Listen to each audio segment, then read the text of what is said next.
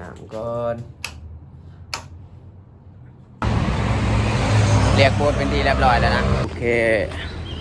มาหอดแล้วเนาะมาหอดที่ทำงานแล้ว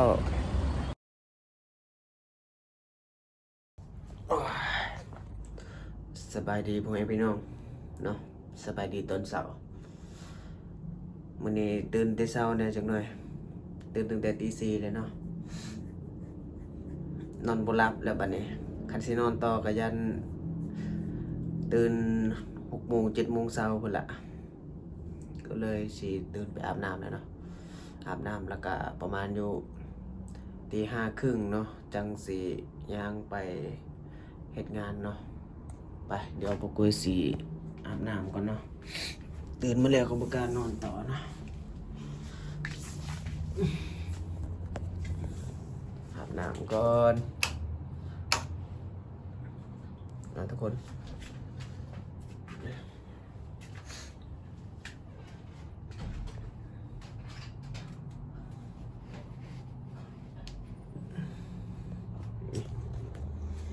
เปิดน้ำไปก่อน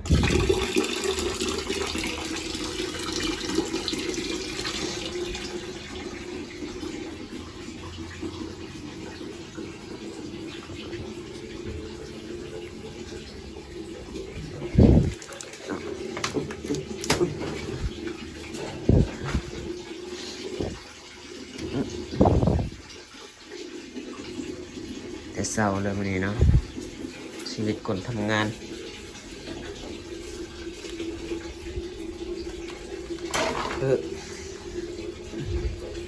โคตรฮอนเลยนะทุกคนกระเป๋าเป็นแต่เสื้อพื้นหนึ่ง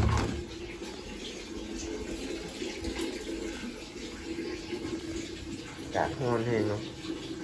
เอาแห้งเนาะ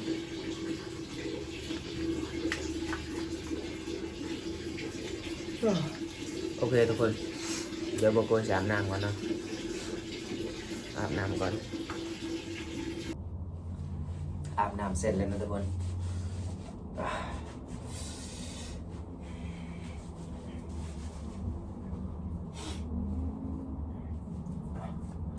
วันนี้แหละ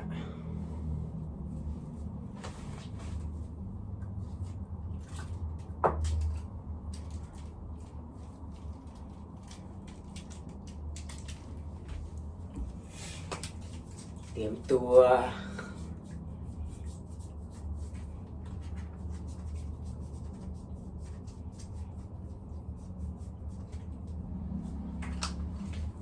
ไปทำงานกันต่อ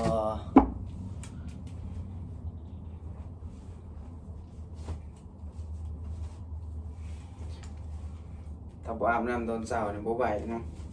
เพราะว่าอากาศหนาวแห้งทุกคนเลยเนาะ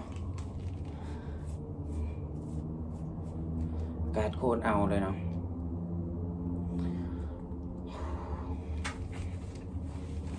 เรียบร้อย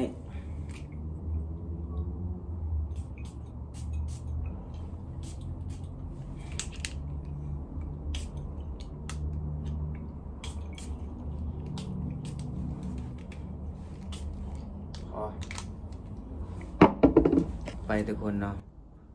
บกวยสิพาทุกคนไปปลุกอ้ายที่มานั่งเล่นกับบกวยเมื่อวานเนี่ยเนาะเพราะว่าเพิ่นบอกว่ามื้ออื่นคันตื่นแต่เช้านะปลุกแน่เด้อเนาะเพราะว่าเพิ่นนี่เป็นมื้อแรกของเพิ่นที่จะไปเฮ็ดงานในมื้อนี้เนาะทุกคนเดี๋ยวไปปลุกให้เพิ่นอาบน้ำอาบท่าแล้วก็ฮอดเวลา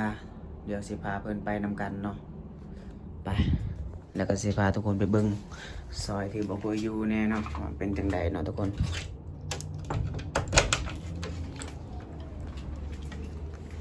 นี่เนาะก็สิเงียบๆแบบนี้แหละทุกคนเพราะว่าเป็นซอยน้อยเนาะ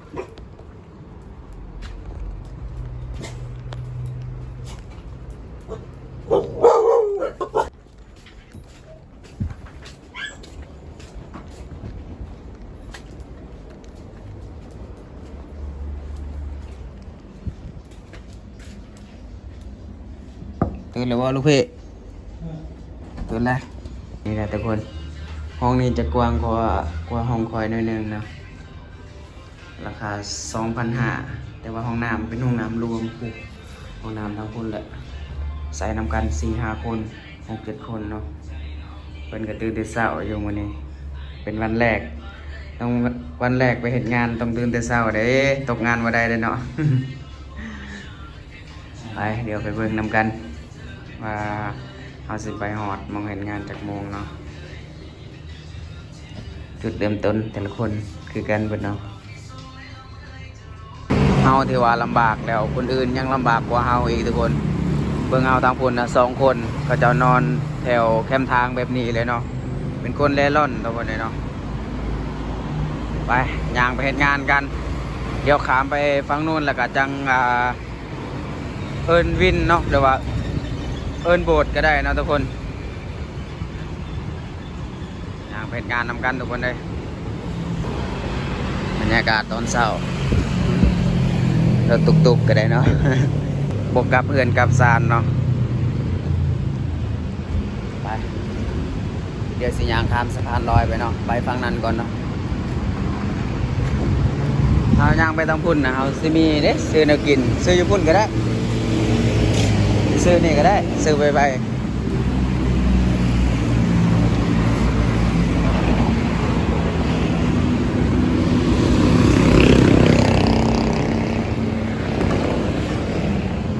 กินหลายเองเนาะ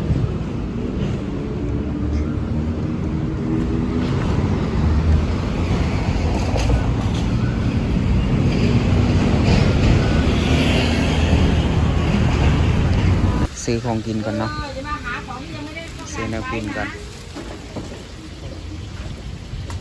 อาหารเช้ามื้อนี้นะทุกคนก็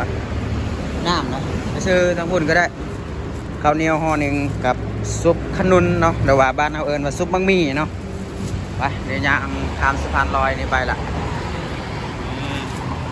ย่างไปนี่แหละเนาะตามไปทางนั้นแล้วก็จังเอิ้นรถถ้าหากว่าเฮาฮู้จักว่ารถทัวร์นะไปซ้ายได้นะขี่รถทัวร์ไปก็ได้ทุกคนเนาะถ้าขี่รถทัวร์ไปมันอาจจะประหยัดกว่านี้เนาะแต่ว่าเฮายังบ่ฮู้จักจะเป็นตรงขี่มอไซค์ไปก่อนเนาะบรรยากาศตอนเช้า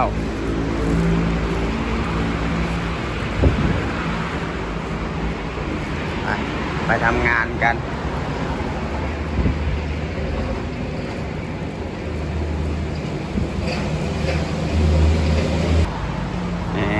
ลงมาฝั่งนี้แล้วเดี๋ยวสิเอิ้นโบ๊ทเนาะขี่โบ๊ทดีกว่าเดี๋ยวให้ถ้าฮู้จักแถวนี้ก่อนขี่รถเมล์มันดีกว่าเนาะแต่นี่เฮายังบ่ฮู้จักมองได้ถามมองนี้ล่ะ